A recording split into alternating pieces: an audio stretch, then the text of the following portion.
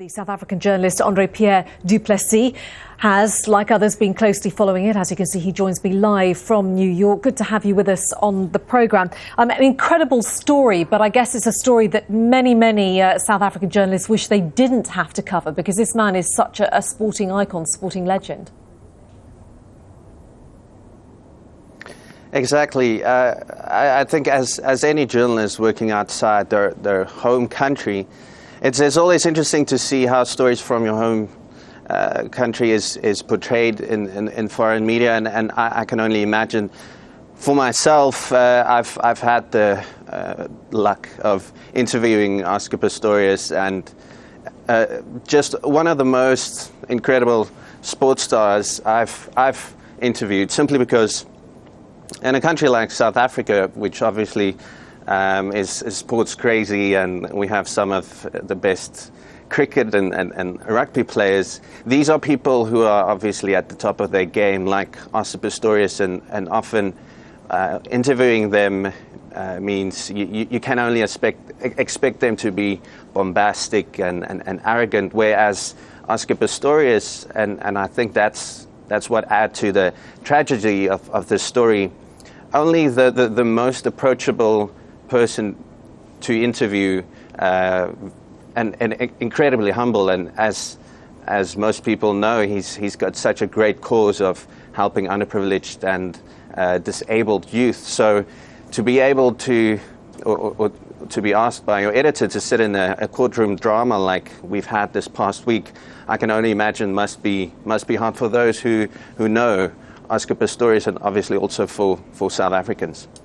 Yeah, what do you make of the coverage both in South Africa and from around the rest of the world, particularly, obviously, in the States, given you're in New York? I mean, it's been headline news right across the world. How do you sort of regard the coverage? It was interesting for me. In New York's tabloid newspapers obviously are well known for the kind of sensationalist coverage they give. And I guess this story just ticked off all the right boxes. Two incredibly attractive people, a murder that takes place on Valentine's Day. So on Friday morning, the day after Valentine's Day, for example, the tabloid with the highest circulation here in New York City, the New York Post, had a giant headline screaming, "Blade slays blonde," with a gigantic picture of Reeva Steenkamp, a bikini-clad picture of her, and that kind of was the tone of the coverage that lasted throughout this entire week, and then even synonyms given to Oscar Pistorius like blade gunner and blonde slayer.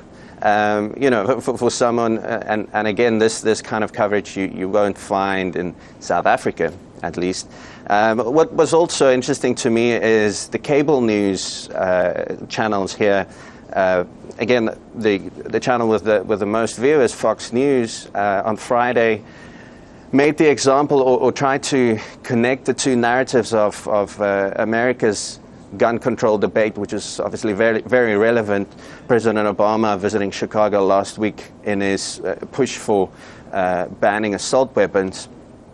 And some Fox News anchors tried to use the Oscar Pistorius story as an example of what would happen in America if they were to have as strict gun laws as they presumably think South Africa has. Andre-Pierre Du Plessis joining us live from New York. Thanks so much for your time.